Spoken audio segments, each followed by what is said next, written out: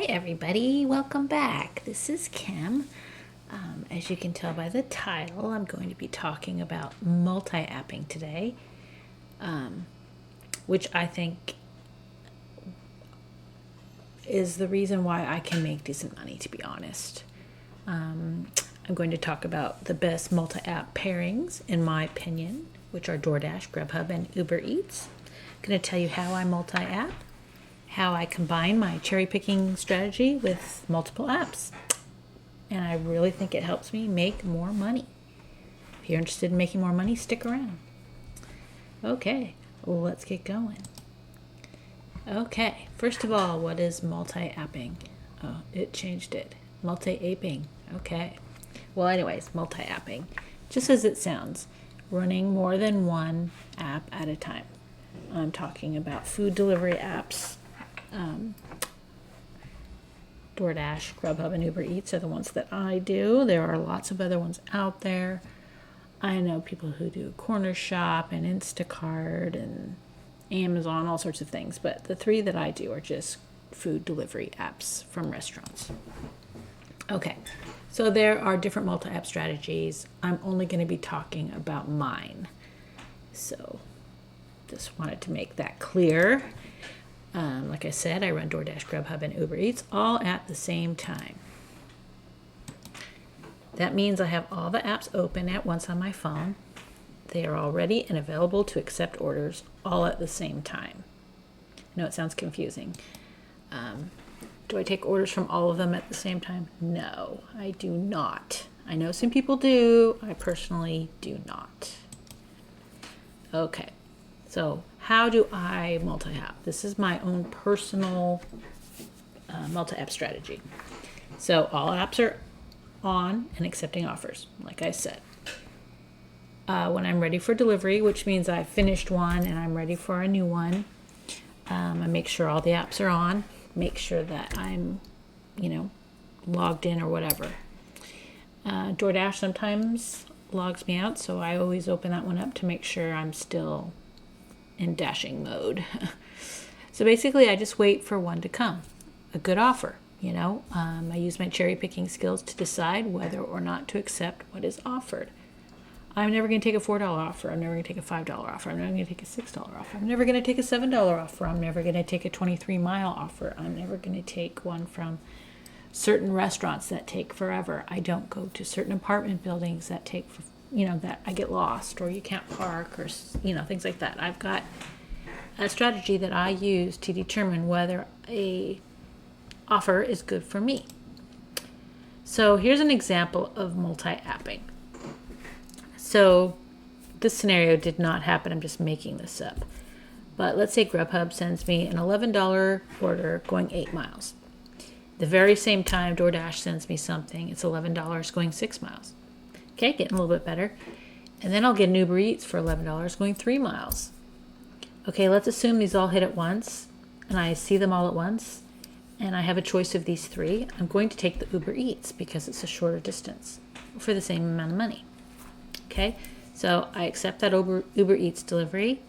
I pause the other two apps and I go complete that delivery. Easy as that. As I am approaching the person's home with their food, I turn the other apps back on.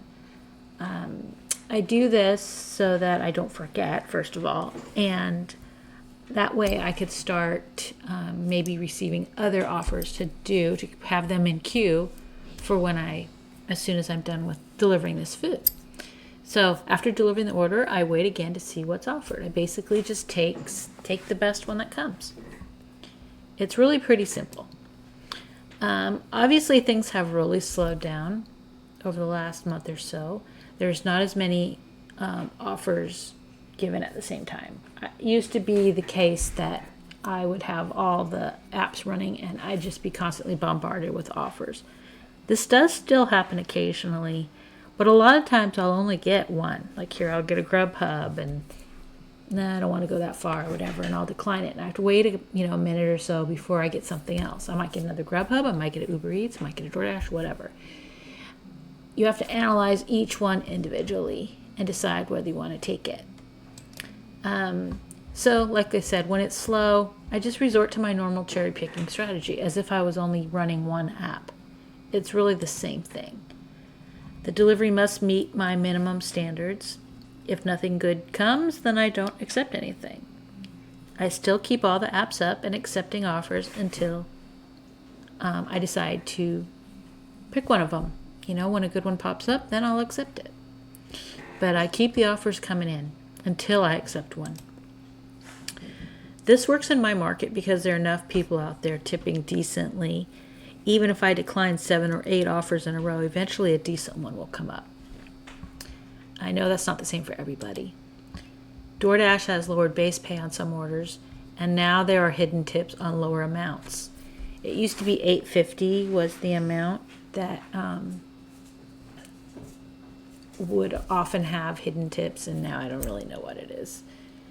So it varies. So I have heard that it's $6. I've heard it was $7.75, $8.25, all sorts of numbers.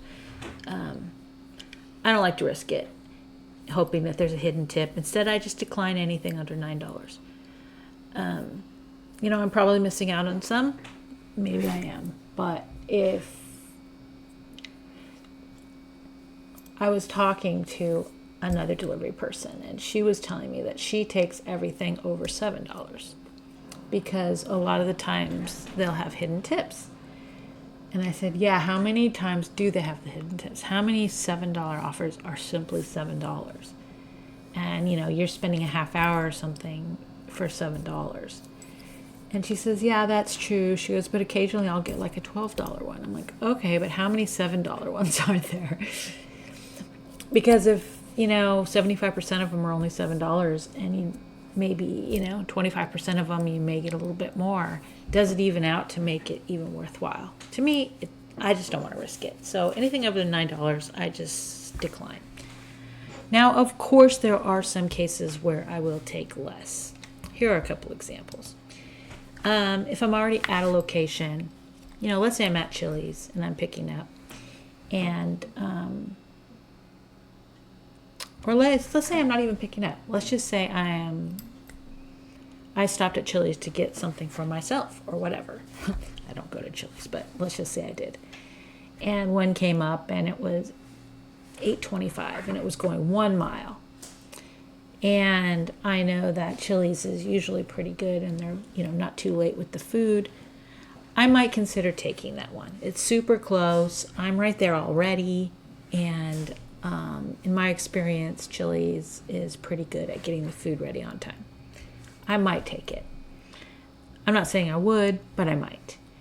If I'm on my way home, let's say I'm on the other end of town, and I'm like, oh my gosh, I hope I could get something that takes me back towards my house. If something comes up from a restaurant near where I currently am, a restaurant that I know that doesn't take forever, and, a $8 offer pops up that's going to take it into my neighborhood, I'll take that one because it's basically paying me to go home. Or if I'm at home and I'm heading over to the grocery store, I might just turn on the apps and see if I'll get something that will deliver near the grocery store that I can pick up somewhere near my house. It's just paying me to go to the grocery store, basically. So there are times where I'll take less, but I really don't remember taking anything under $8 anytime recently, because to me that's just too low. Sorry. Anyways, okay. So before I forget, I would love it if you could subscribe to my channel. If you're already a subscriber, thank you so much. I appreciate you more than you know. I would just really love more subscribers. It's so exciting when I get a new one. So, yeah, I like to know that people are appreciating what I have to say. Whether you agree with me or not, if you're listening to my videos, thank you so much. Okay, anyways, moving on. So here's a disclaimer. This strategy works here in my market, but it may not work where you are. I live in an area where there are lots of people with excess money, it seems. I know which restaurants to avoid. I don't want to wait more than 5 to 10 minutes for a pickup. I don't deliver to apartment complexes, hospitals, large office buildings, or certain gated community condo complexes because I don't want to deal with parking issues. I don't want to have to wander around trying to find an apartment. I don't like things that will delay me from just getting the delivery out there quickly. It's all about efficiency. It's all about pick up the food, drop it off, do another delivery. I don't want to waste a bunch of time. I also don't accept shop and deliver orders. Well, generally I don't. If it's super easy, like if it's 1 or 2 items, delivering close by, and I already know the store layout, know where things are, then maybe, if the money's right. I'm not going to do it for $6 or $7. But $12 going 2 or 3 miles for 1 or 2 items, I might take that. It just depends. And if it's peak lunchtime or something, or peak dinner time, I won't, because I can make more money on a food delivery. So, like I said, I know my market, I know my strategy, I know what works for me. You need to figure out what works for you. And another thing I want to say, I have a real job. I work full time. I only deliver for a few hours a week. I don't rely on this money to pay my bills. It's for extra things. So I can afford to be picky. I know not all of you are in the same situation, and I don't want to make you feel like you need to try to keep up with what I'm doing. Or, oh wow, she made that much money, I should be able to make that money. Maybe not. Like I said, I can afford to be picky. I can afford, if I don't get any delivery for an hour, okay, I won't be happy, but it's not the end of the world. It's like, oh well, that hour sucked. People that rely on this money to pay their bills, to live on, I hope that the strategy helps you make more money. But if you try it a couple times and it doesn't work for you, don't do it. You need to do what works for you. I just wanted to share this because it works for me. Okay, so here's an example. Tonight's multi-app experience was really good. My husband went out with me tonight. We're out for just about 2 hours. I had Doordash, Grubhub, and Uber Eats on. I never had to wait more than about 5 minutes for a decent offer to come up on one of the apps. Generally, I had a new offer as soon as I deliver one. Another one would pop up right away. It was pretty good. The restaurants were all on it tonight. There were no long waits for food, which was amazing. Even Lazy Dog, which is never ready on time. The food was ready early there. I almost passed out. It was very exciting. The next slide will show what we did tonight with some details. We made good money, and I owe it all to multi-apping. DoorDash only sent me one decent offer the whole night. So if I was only running DoorDash, it would have sucked. Grubhub was really busy, actually, and there were plenty of offers. But I only accepted the ones that paid well, were close by, and were from restaurants that I knew were not super slow. A lot of the offers were going off into other cities, and I don't take those. It's just a waste of time, and the money is not worth it, So you're driving a lot of miles out of the zone, and then you got a deadhead back. To me, it's not worth it. So, anyways.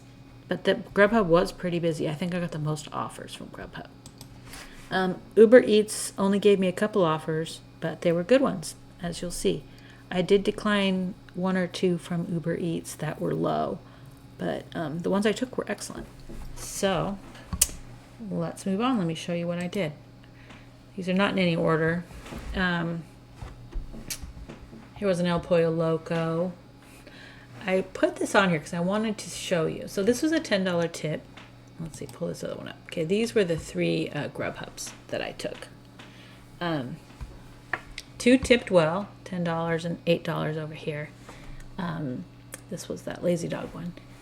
So it's interesting how this one had a bonus. This one did not have a bonus. This one did not have a bonus. This person only tipped $1. This lady was a schmuck. She didn't turn on her porch light either and had a really long walkway to her house in the dark. It's like, oh, great. Anyways, now, I don't understand how Grubhub comes up with how much they charge for the time.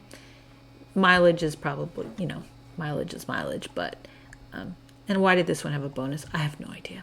Anyways, so see, I made some decent money with Grubhub. Here was a Uber Eats for Chipotle, which was decent, $4.65 tip, but $10.99 was from Uber, which is so weird. This was a really short delivery, and it was just a burrito and a burrito bowl. So it was 2 items for $10.99. It was not going very far, 2.5 miles. And then here's another one. This was Farmer Boys. This was going much further, 8.7 miles. The fare was less. The promotion was more. The tip was much more, and the earnings was more. But how do they determine this fare? This person got a lot more food. The distance was much further. I don't know. I'm not sure how it works. And the promotion, I don't know what that actually works out to. But anyways, I just thought that was interesting. And here was the lone Doordash that I did take. I have a feeling this one was declined a bunch of times. I took this right, I think it was about 5:30. It was the very first offer, and I walked in there and they acted relieved that I came. So it's almost maybe like that food was sitting there for a while. So maybe that's why this was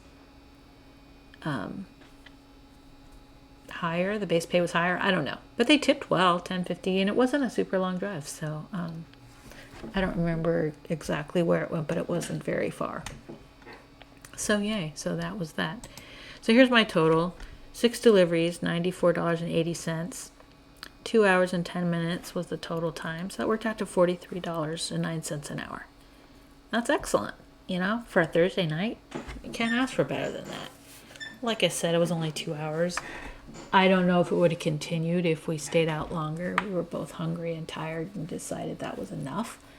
But anyways, I owe this all to multi-apping. If I would have just done Uber Eats, it would have been $33 or whatever for those 2 hours.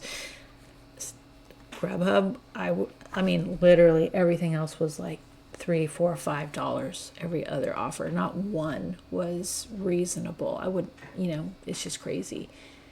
I did, like I said, these 3 Grubhubs. There was a handful of others that were borderline that if I was only doing Grubhub, I probably would have taken them.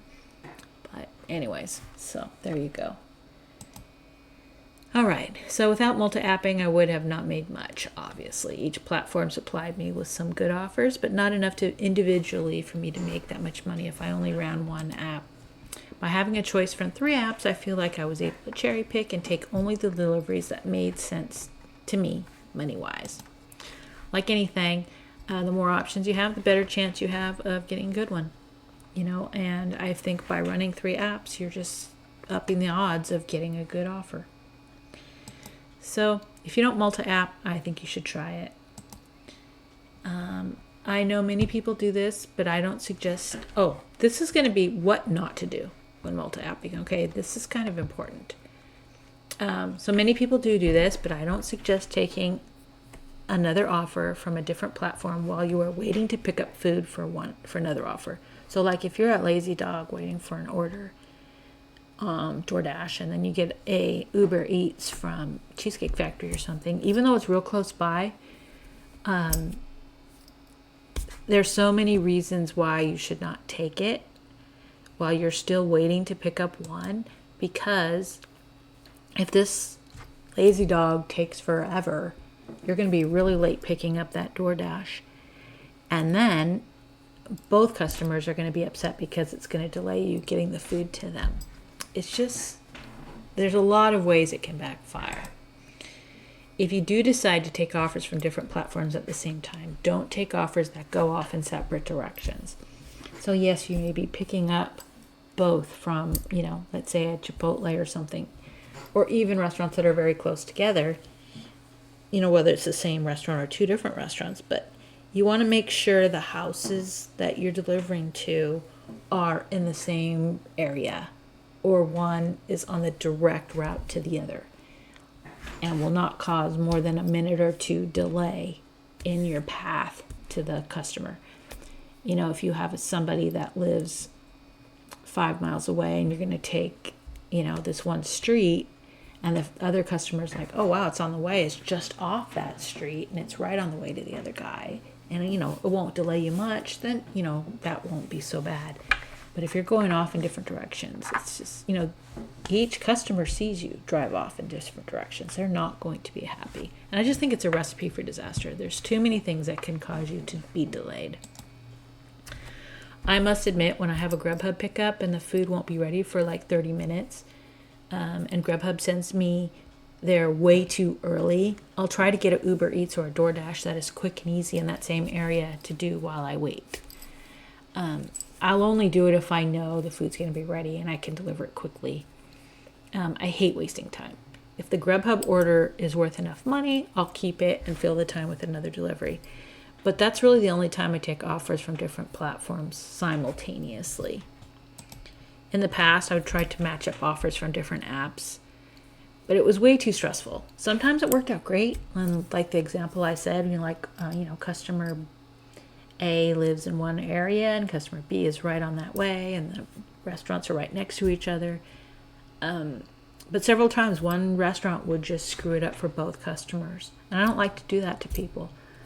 There's too many variables with food being ready on time, and it's just not cool to make people wait. So I don't do it anymore. Like I said, I did a few times, and I don't know, it was just too stressful for me. Anyways, that's it for today. Do you multi-app? Which apps do you multi-app with? You know, which ones do you run all at the same time? Do you take orders from more than one platform at a time? So yes, you multi-app, but do you actually accept multiple, like one from Doordash and one from Uber Eats at the same time? If so, do you have any examples of when that did not work out well? Any horror stories you can share with others so they know what to look for? Do you have any other tips or info that I may have forgotten to mention? Please comment below. I love reading the comments. Thanks so much. I love when you guys participate in the comments, and it makes me feel like people want to interact with each other, and we can help each other, and, you know, help make it so we can all make more money, because that's what it's all about, right? Anyways, I thank you again for watching this video. Please subscribe, give it a thumbs up if you enjoyed it. Appreciate it. See you next time.